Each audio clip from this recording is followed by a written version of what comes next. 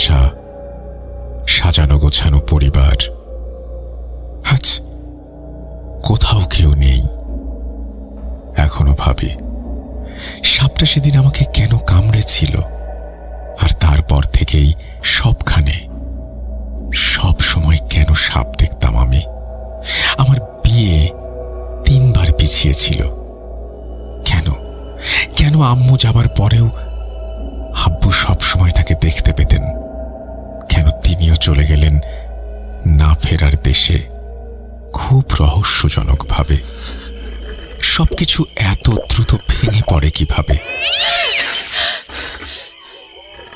আজ আবার শুনতে পাচ্ছেন শব্দটা? আমার আয়নার ভেতরে রোজ এভাবেই আসে।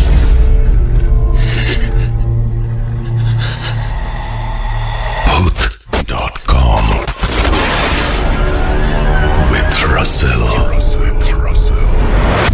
Welcome back. আপনাদের সবাইকে স্বাগত জানাচ্ছি আমি রাসেল। আশা করছি আপনারা সবাই ভালো আছেন এবং ভালোর তলে আছেন। আমিও ভালো আছি আর ভালোর তলেই আছি। নতুন একটা ঘটনায় যাব, যেভাবে লেখা আছে সেভাবেই পড়ে শোনাচ্ছি।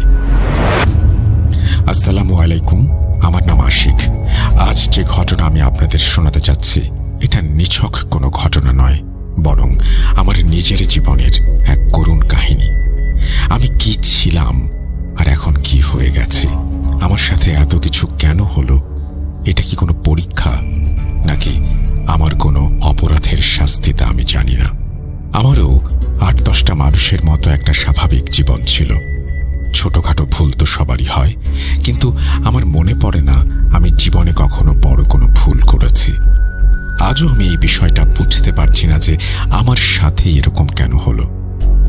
আপনাদের অনেকেরই হয়তো আমার কথা শুনে একটু অদ্ভুত লাগতে পারে, কিন্তু আমি যে যন্ত্রণার মধ্য দিয়ে গিয়েছি, আমার প্রার্থনা আপনারা কেউ যেন কখনোই এই রকম পরিস্থিতির সম্মুখীন না হন। আমি কুমিল্লার বাসিন্দা এবং 10 বছর আগে আমার কুমিল্লা টাউনে একটা বড় ডিপার্টমেন্টাল স্টোর ছিল। ওই দোকানের সেল ছিল প্রতিদিন বেশ ভালো রকমেরই।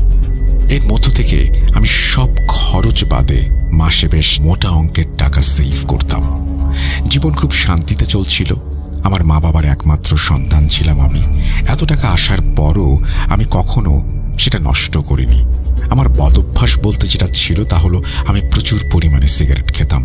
এর বাইরে আমি জীবনে কখনো কোনোদিন অন্য কোনো কিছু করিনি বা অন্য পথে পা বাড়াইনি। আমার সবকিছু তখন